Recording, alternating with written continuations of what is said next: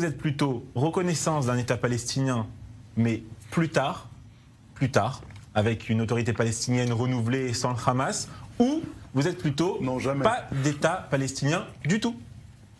Non, merci de me poser cette question, Raphaël, parce qu'il faut rappeler d'abord l'histoire. Il faut rappeler que justement, après les guerres israélo-arabes, vous avez cité tout à l'heure Yasser Arafat, la stratégie du monde arabe était d'inventer un peuple opprimé, après avoir perdu les guerres frontales contre Israël, pour se faire victimiser et pour justement avoir la communauté internationale qui justement est derrière aussi et met la pression à Israël. C'est l'invention du peuple palestinien. Arafat l'a dit lui-même. Ça a très bien fonctionné parce que en face, il y a justement le peuple juif, et comme l'antisémitisme est toujours présent dans le monde, c'est quelque chose qui pouvait marcher qu'avec les juifs en face, ça c'est sûr. Et malheureusement, ça a marché.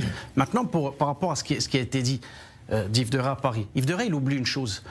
Et c'est quand même assez étonnant de se laisser berner parce qu'un président de la République peut dire de telles énormités. Raphaël, il faut savoir, pour les téléspectateurs, que le Hamas n'est pas présent simplement à Gaza, il est présent aussi en Judée-Samarie. Et cette soi-disant autorité palestinienne qui est à Ramallah, qui siège à Ramallah, on sait très bien que si demain il devait y avoir des élections, eh bien, elle serait balayée. Parce que la population arabe, que ce soit à Gaza ou en Judée-Samarie, est favorable à l'islam politique et soutient majoritairement ce qui s'est passé le 7 octobre.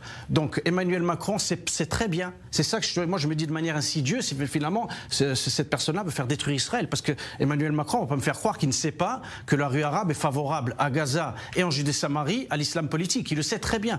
Donc en disant on veut reconnaître un État palestinien, ça veut dire que demain, quoi, on va mettre des personnes pendant quelques mois, soi-disant une alternative, et puis ils vont se faire balier, quoi, 6 mois après. 6 mois après, on va se retrouver au cœur d'Israël, dans nos frontières, avec un État terroriste.